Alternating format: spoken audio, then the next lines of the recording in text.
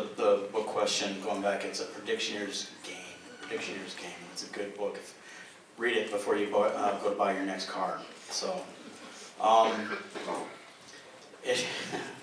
Russia has infiltrated our country in ways that you just have no idea. If you guys don't understand that, you better start reading and make sure that you have the broadest scope of how Donald Trump came to be. Obviously, he's our biggest threat in office. He's there now because Congress wants him there. It's just as simple as that. If I were to ask Trey one question, is why is Donald Trump still president? That's the only question I would ever have for him. And the reason, the answer to that is because he wants him there. This guy is beyond the influence. What's happened has been a series of dominoes falling in Western Europe. Very sophisticated plan to undermine our democracy, our trust in each other. That's why I've touted, not so much that policy isn't important. Good policy would have prevented these issues, and we've been dropping the ball for the last 4 decades. Okay, we're at a point past policy. What we need is leadership and people that can actually bring people together so that we can build trust. Very, very difficult task, but I will tell you right now, if you want to know what's in store for us, look what's going on in Poland this last weekend.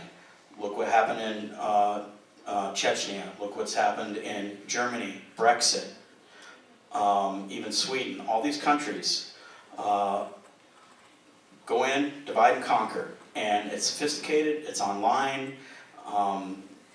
I have a real good grip on what's going on and a real long-term cycle perspective. It's probably our most serious issue. So I just can't even emphasize it. Get with me.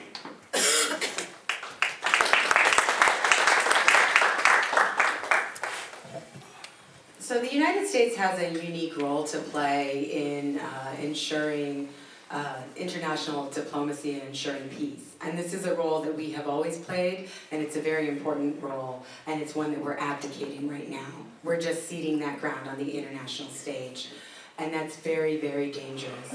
I actually do have family who perished in the Holocaust, so I do know what genocide is personally.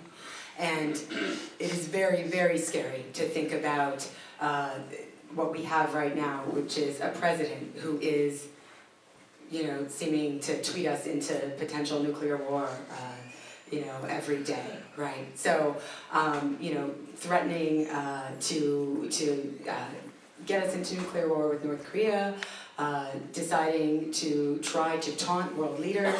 This is not what leadership looks like. And that's why it is so important that Congress assert that it's Congress that has the power to declare war, that it's Congress that decides when nuclear strikes happen and not the president. It is, when we talk about why it's so important that we take back the House, that we get to 218 in the majority, which is the number of seats we need in the House to take it back. It's so that we get this guy under control, right? And one of the reasons we need to get him under control is so that we don't have nuclear war. So I strongly support legislation in Congress. I think it's Congressman Liu that has proposed it, which would make very clear that it's Congress, not the president, that has the power to decide whether we go to war and whether we declare nuclear war. And that's very, very important.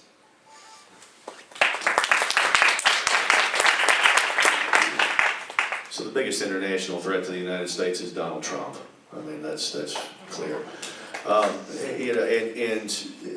Part and parcel with that is the simple fact, and Liz touched on it, that diplomacy, our diplomacy, we play such a role in international diplomacy, and that starts with the State Department. And the State Department, for all intents and purposes right now under President Trump, does not exist.